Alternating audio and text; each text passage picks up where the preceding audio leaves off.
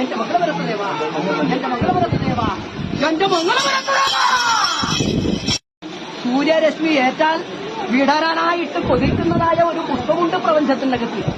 ചളിയിലാണ് നട്ടതെങ്കിലും പരപ്പത്തിന്റെ മുകളിൽ അല്ലെ